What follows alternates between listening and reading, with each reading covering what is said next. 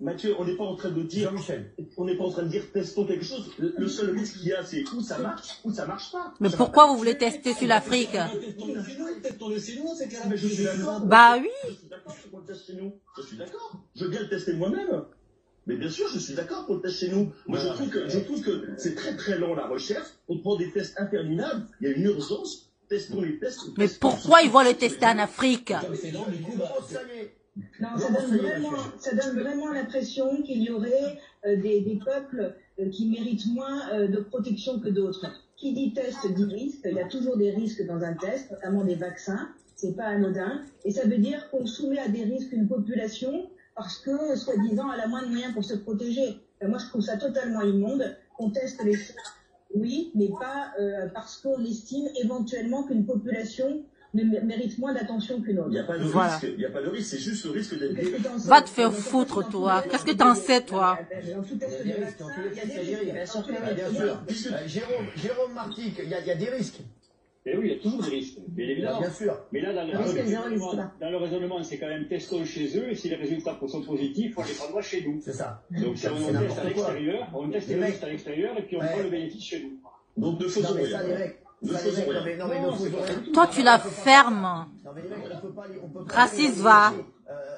Enfin, avec l'autorisation, on ne peut pas prendre des gens pour des cobayes, je suis désolé. Bah oui. On leur a dit déjà. Bah oui, c'est ça.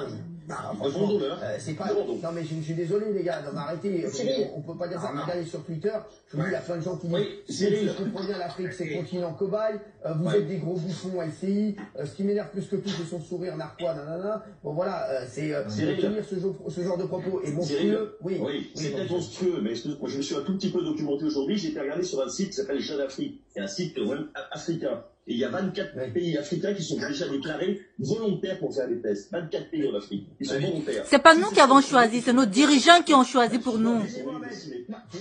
Non, mais ils acceptent pourquoi? Parce qu'ils sont au pied du mur, on n'a pas d'alternative proposée. Si on leur proposait de faire un soutien, à ce moment-là, ils refuseraient. L'épicentre de, désormais, l'épidémie, elle est européenne. Nous sommes le vecteur de la maladie. Au lieu de tester chez nous, on va se dire, bah tiens, on va tester chez les Africains, puisque demain, vous savez comment ça va se passer en Afrique. Vous pensez que vous allez avoir les mêmes protocoles ici? Vous pensez qu'on va expliquer aux gens les tenants, les aboutissants de toutes ces études? On va leur dire, il y a un vaccin miracle, très certainement que ça va te sauver. Les gens vont dire, oui, très bien, j'ai peur, le coronavirus va le tuer, peut-être qu'ils seront même pas malades, qu'on va leur mettre le BCG, si ça va les aider, tant mieux, mais on n'en sait strictement rien. Donc c'est vraiment dégueulasse de tester ça en Afrique alors que nous sommes le vecteur de la maladie. Et ce qu'il oublie de dire, c'est que ce test sur le BCG, il va être aussi réalisé en Europe.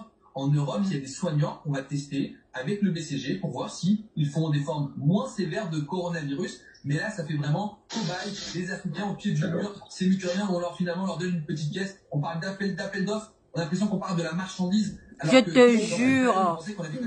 Mais ça m'énerve ces trucs.